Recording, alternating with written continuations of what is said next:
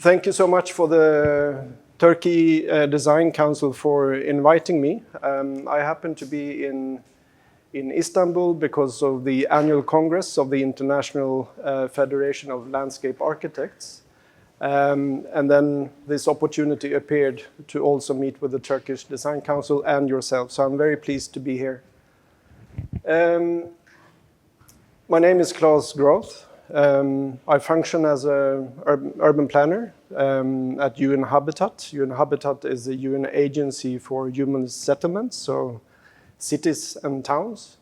And I'm based in Nairobi, Kenya. So also because of that, it's a great pleasure to be here in Istanbul, which offers another context, another setting, a deep root in history and culture, and it's been a few fantastic days so far. The idea was to talk a little bit about UN Habitat, what we do, and then show a few examples as well of our work, previous work, but also ongoing work globally. In essence, as I said, it is the UN agency for urbanization matters. And by that, we try to promote the quality of life for everyone in cities, towns, but also rural settlements. And we do that by generating knowledge, sharing knowledge, inviting people, communities, organizations to exchange and to learn from each other. But we also engage in technical work, technical assistance, where we ourselves prepare plans, strategies, solutions, hopefully innovative, together with cities and towns and stakeholders. And the idea, our motto is to leave no one and no place behind. I have quite a few number of slides, and some of them I will go through quite quickly. But we can always come back. I think one of the general aspects to why we are talking about this is that we globally are over-consuming the resources that the globe has to offer. On average, we consume some 1.7 globes per year. In some parts of the world, it's 6 globes per year. So we are far beyond what we can consume. Some of these issues are related to urban areas, cities and towns. And this is becoming more and more an important issue for UN Habitat to engage on. Urban areas occupy a fairly small portion of the land that is available on the globe. But cities do generate some 70% of the global waste, 70% of the emissions of greenhouse gases. 60-70% of the energy consumption. So a lot of the causes to why we have difficulties with, let's say, sustainability and a good quality of life, good air quality, etc., is because we have not found the right solutions for cities yet. On the other hand, it's not only negative aspects or challenges, there are also positive things about cities. We have people, we have innovation power, entrepreneurship, and cities often generate the economy of countries, some 70, 75, 80%. So these are opportunities that we need to harness somehow and make use of in changing our urban environment. If we read the news and talk to each other, we learn that cities face different kinds of challenges. Floodings, infrastructure that doesn't work, traffic jams, greenhouse gases again, air pollution. We have migration from other parts of the country or other countries coming into certain cities because the original place of home does not work properly. The small images below just illustrate some of these challenges that we have to deal with.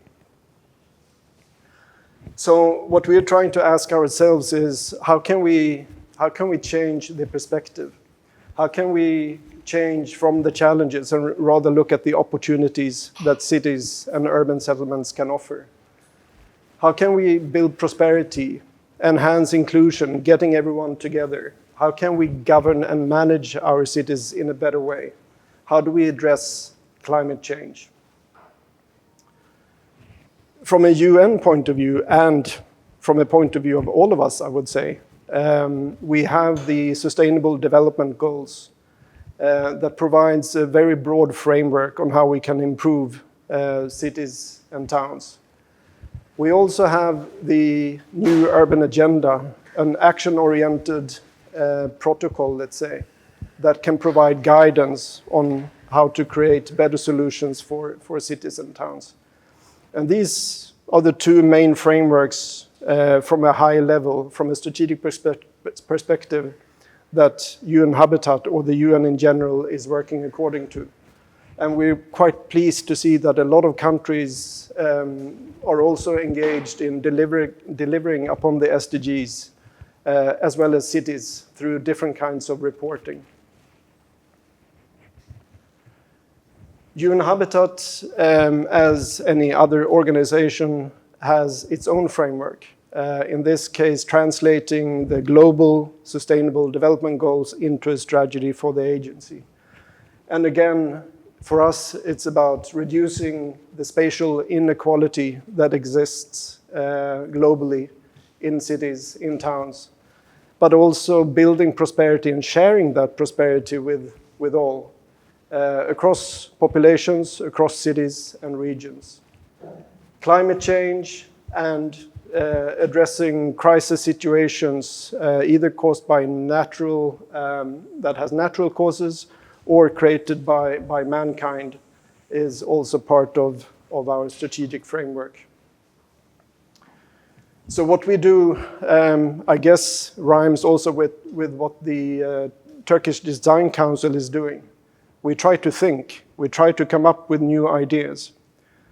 We try to partner with different organizations so that we can address challenges collectively and come up with joint solutions. We share these solutions, we share the knowledge among different stakeholders that we engage.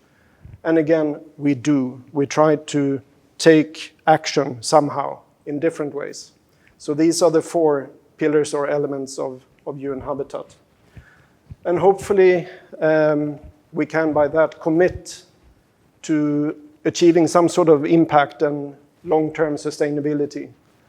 We can learn from each other, from each other's experiences and achievements. And hopefully we can demonstrate good solutions for ourselves, but also good solutions for others. And of course, if we find these good solutions, what can we do to replicate and scale up, and therefore achieve a bigger transformational change? UN Habitat is it's a small UN agency, but we operate globally. We have our headquarters in Nairobi, and you see the red ring around the green dot. And in addition to the headquarters, we do have country offices, regional offices, different programs and initiatives. So through these modalities, we are represented globally in different ways. Looking at the expertise that we have within UN Habitat, it ranges from issues of housing, the provision of homes, the land, informal settlements, slums, etc., but also the provision of water, sewerage, infrastructure for other services such as energy, electricity. Cities are governed by rules, regulations, and policies, and we have a specific unit for that as well. And of course, in order to address inclusivity and ensure that what we do can be of benefit for everyone, we have a section working on human rights and social inclusion. What is not mentioned or illustrated here is the issue of environment and climate change, and that is a cross-cutting element in everything that we do. Finally, we have, this is sort of the organizational chart. We have the planning, finance, and economy section to which I and a number of colleagues belong. And if we unpack the section, we find again themes such as social inclusion, finance and economy, climate response, and crisis prevention. What is interesting for us is that we work with planning, spatial planning, territorial planning, planning and design. And by having the finance and economy component connected closely to us, we hope that we will be able to come up with viable solutions. You also see the urban lab mentioned, and this is the, let's say, the technical arm of, or entity of what we're doing.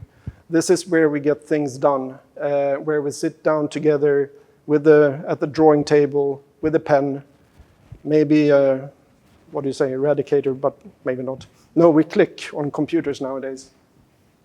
Anyway, the urban lab is where you would find the technical assistance, where we engage in direct collaboration with partners in the development of plans, strategies, designs.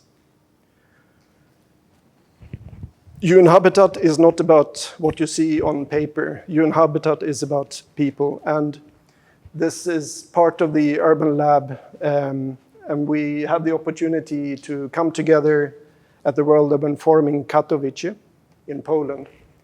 And this is a great opportunity for us to not only meet ourselves, since we are spread out globally, but it's also an excellent opportunity to meet with partners and engage with partners in discussions on how we can move things forward. In this case, we created a little corner, an urban playground, where we engaged in both formal and informal discussions with persons and organizations.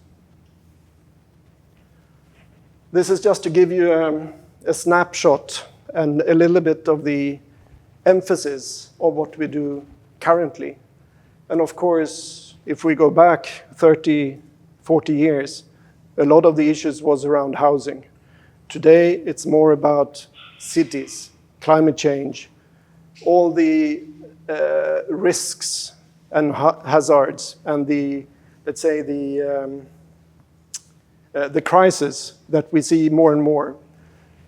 So a lot of the work is about planning and accommodating for refugees, for internally displaced persons who more and more tends to seek shelter in urban areas. So if we talk about planning, urban planning, architecture and design, the architecture of cities and the design of cities, we think that we need to move away from the sprawling cities to more compact cities, from the fragmented to the connected city, from the segregated to the inclusive city, from the vulnerable to the resilient city, and from the monofunctional to the vibrant city. The Urban Lab, as I said, engages in projects in technical collaboration. And this is a snapshot, I think, from last year, where you see the different projects and interventions that where we are engaged. And the Urban Lab has its home in Nairobi, Kenya. But we do have urban labs since some time in Mexico, in Saudi, in India, and quite recently also in Ukraine. And in Ukraine, we have engaged with the government and a number of cities to help support on urban recovery planning of the cities and towns that have been, let's say, more severely affected by the still, unfortunately, ongoing war. Just to give you a few examples of the kind of work that we have been doing. We supported the city of Johannesburg in South Africa with the development of a spatial development framework with a 2040 horizon. And for you who know a bit about the structure of South African cities and towns, you would find or would see that there is still quite a few challenges regarding segregation of cities and towns. So the spatial development framework aims to connect the city and create opportunities for a larger portion of the population so that everyone have access to jobs, to services, and a good quality home.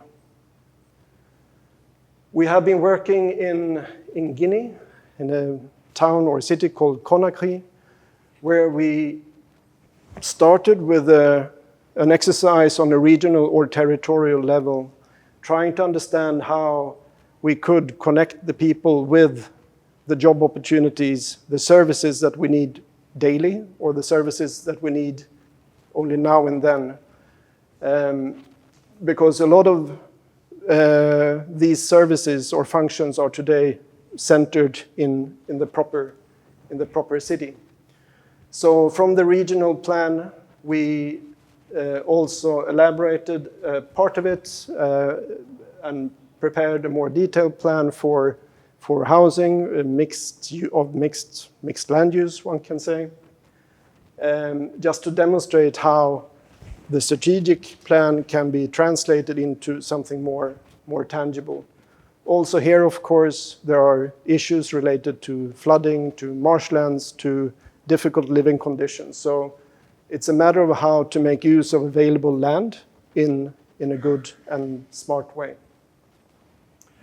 In Semarang in Indonesia, a country which is also urbanizing quite fast, we supported the local partners and the ministry with preparing a strategy for to direct their investments. So in essence, helping them coming up with a priority or where to start the investments for the investments to have the best effect. Not throwing investments in different corners, but rather think strategically on how any invested US dollar, I'll speak about US dollars, can have the best effect possible. And then this will inform further development initiatives in the region as well as in Semarang itself. In Kenya, the issue of environment and climate change is also quite evident. And we have supported the government together with other UN partners as well as the EU, European Union, in coming up with a strategy for the planning of the coastal areas. So creating the framework and the conditions to preserve the quite sensitive marine environment with its mangroves, the shrimps, etc., while at the same time creating opportunities on land for people to continue living and making use of the land that is available. This is still an ongoing project called Go Blue, and we hope, or we foresee that it will be completed within the near future.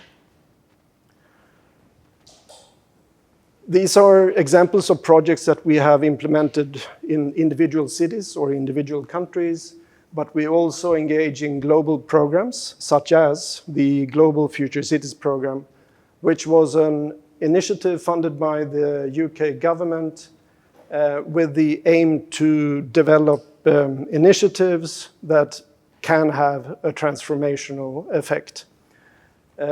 And the program invited 10 countries, and in total, I think it was 19 cities participating in this program. And because of that, there was a diversity of transformational projects that were developed, including mobility, including resilience, including planning and design, and of course, a few projects also on risks and resilience. Cross-cutting in this program was also the aspect of digitization and how digital solutions can be part of urban transformation. Three of the cities, one of the countries was Turkey, and three of the cities in Turkey was, or the three cities in Turkey was Istanbul, Ankara, and Bursa. So in Bursa, the project was to come up with a smart city strategy. In Istanbul, it was a sustainable urban mobility plan. I don't know how far that plan has been implemented, but I hope it's underway. And in Ankara, it was about non-motorized transport, so providing conditions for pedestrians and bicyclists to better be able to move around in the city, while the second project in Ankara, or Çankaya, was about the revitalization of a street to make it more accessible, to make it more socially inviting, a better environment, etc. So a pilot project that was supposed to be replicated across the city later on. And this is the example of the pilot project in Çankaya called Healthy Streets. Our role in this program was to help advise the cities on how the Sustainable Development Goals and the new urban agenda could inform the design of the projects so that they, both in the short but also in the longer term, could have an impact and be, let's say, contribute to the city's sustainability. To Ukraine, we have recently established an urban lab where we currently are supporting urban recovery planning and the redesign of 8 cities across the country.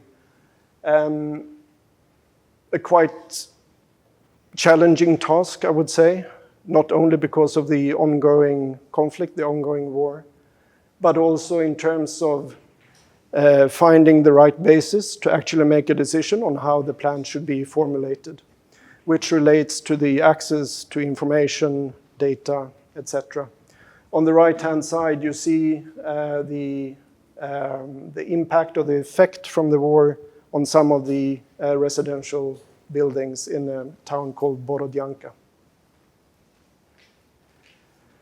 So, how do we do this? It's not magic. We try to understand what the issue is. We try to understand the context where the issue is located and where we want to find a solution. So we try to understand the city as it's expressed here, but of course it can be a region, it can be a neighborhood, it can be a block, it can be on mobility, but understanding the problem. Gathering the necessary information, data needed to make informed decisions is quite crucial for us. This leads us to planning of the city. This is where we engage more with partners to discuss what opportunities there are. Is there a vision? If not, can we create a vision together? Eventually resulting in a design proposal, in a plan proposal, in a strategy. And then, of course, connecting to that implementation, which we here express in terms of transformation. We don't start from scratch. As I mentioned in the beginning, UN Habitat, one of UN Habitat's mandates is to generate knowledge, normative products, normative work. So we do, on a regular basis, create new tools, new methodologies, or refine what already exists, or we borrow from other organizations and adapt it to the context where needed. So along this process, we do have a number of methodologies and tools that we apply, of course adapted to the context and the needs and the conditions. So this, I think, what I just described is what everyone is doing, hopefully. What maybe we can add as UN Habitat is to create the link between the project and the Sustainable Development Goals or the New Urban Agenda. So basically finding ways to measure somehow not only the impact, but also how it links to the overarching global Sustainable Development Goals. So in a way, it is an eco-cycle that you see, or ecosystem. And the way that we have framed it from our side is again to talk about the compact city, the connected city, the inclusive city, the vibrant and the resilient city. And if we see those keywords as objectives, when starting to unpack them and starting to translate them into a certain particular context, we suddenly start to talk about the form of the city, the urban fabric. We start to talk about the distribution of services, of urban functions. Where do people live? Where are the services? What is the proximity to those services? How easy or difficult is it for me to get to a particular point in the city where I want to access a certain function or a certain service? Diversity, intensity, and connectivity is also terms that suddenly we start talking about through these 5 objectives. I said that some of the work we do is on a regional and territorial level, but most of the work where we engage with stakeholders, with the communities, etc., is closer. So we talk often about the city itself, or the neighborhood, the streets, the open public space, or the actual building unit. This to get a better understanding of the conditions and what the issues are, but also to be able to identify tangible solutions that eventually could be implemented.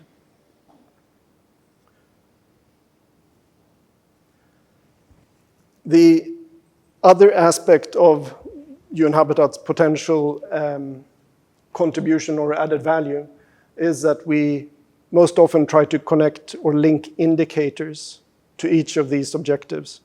And the indicators allows us to follow up, to monitor what is happening, to what degree was a certain solution achieved, what happens over time. And the indicators for us is also a way to benchmark, to understand where we are in relation to standards, to other project best practices, etc. In a way, one can say it's a way to monitor, which is a bit boring, but for us it's a way to understand what potential impact a project could have. Just to give an example that relates to the city, the urban fabric, how it's formed, you can provide X number of housing units in different ways. A high-rise, a low-rise with high coverage on the plot, or a medium-rise with a median coverage. And these 3 solutions provide you different living conditions. Which one would you prefer?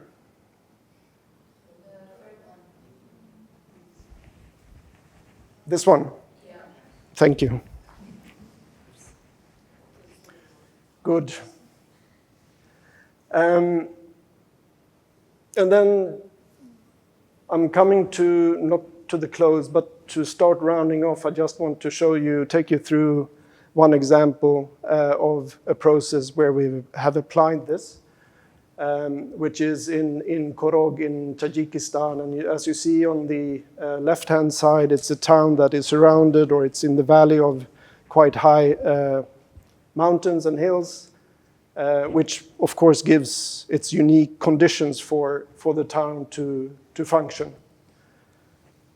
So what we did here, again, was to, together with partners, local government, the ministry, but also NGOs and other partners, we tried to create an understanding of the city. How does it function today? What are the challenges, but what are also the opportunities? And from there, we also created jointly together a vision that we think or hope can provide the long-term sort of development path for the city, but also as a framework to have a transformational effect in the end. So these 2 phases were quite, let's say, on a strategic level for the entire city, but then to showcase how solutions could be developed through urban planning, through urban design. We created an urban design project for a specific part of Korog, and then also zoomed in on the block level. For us, this is also important because it shows the linkage between different levels of planning, because what you do on the strategic high level eventually will have an effect on what can be made on the ground. So, and also vice versa in a way. So this multi-level, multi-scalar thinking when engaging on planning and design projects is for us quite instrumental. And just to give an example, the summary map shows that there is an issue with accessibility, with mobility in the city. There is a certain level of dependency on the car. And I didn't mention, but there is also a river going through the city, dividing the urban fabric in two parts, let's say. So the obvious response was, which in a way most people understood, was that we need to improve the connectivity over the river, but also to improve the infrastructure, the conditions for bicycling, for walking, etc. So this resulted quite immediately in, yes, we need to build a bridge. And then I think by now the bridge is actually built. And this is a quite recent project. And through this process, we could arrive and have a discussion and eventually also a joint agreement with the local government, who obviously is responsible for the bridge, that this is a good solution as a way to start catalyzing a change and a positive development. So again, linking the strategic recommendations or linking the diagnostics or diagnosis with strategic recommendations for us is quite key. And then from there, identify priorities in terms of what to invest, when to invest, and then how to invest. Part of this project was also to showcase or demonstrate how certain pieces of land could be reused, could be regenerated. And obviously this is a conceptual design, but at least it provides an idea of the potential that this piece of land could hold. And then also illustrating that individual objects in the urban fabric or individual specific pockets of land could be used and transformed into something, let's say, positive and of benefit for the residents, in this case in Chorog. So these are just two examples of that. And of course, arts, culture, for me, is a key ingredient in making the urban fabric, the cityscape, interesting and attractive. This process and the approach that we imply in many contexts is called my framework, my neighborhood, and it is a framework that can be adapted and applied in different, let's say, different situations, in different contexts, both to inform technical work like this, but also to engage stakeholders, communities in a dialogue on what the city is. What is a city for me? What is it for you? And how can we sort of, from that, identify and explore possibilities to develop the city further. The example you saw here, Chorog in Tajikistan, is somewhat similar to Narin in Kyrgyzstan. Both mountainous locations. Both cities have mountainous locations.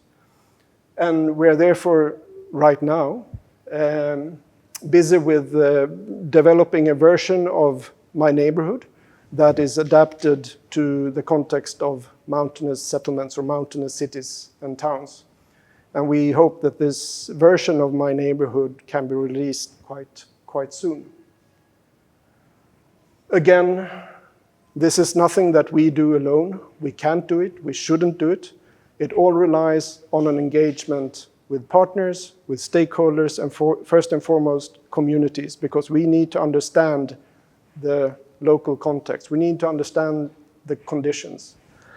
So therefore, organizing workshops, engaging residents, for example, in not role play, but at least games, jointly coming together to brainstorm, etc., are different ways to extract and distill an understanding of a particular city or neighborhood or context. So creating together and inviting stakeholders and partners to be part of the conversation, from our experience, is better than not doing it. I don't know if you remember this image in the beginning, but the idea is to turn the red image into a green image, where we eventually and hopefully can live, work, and socialize in more sustainable and more resilient environments. And I think that is the end. So by that, again, thank you so much, Turkey Design Council, for inviting me.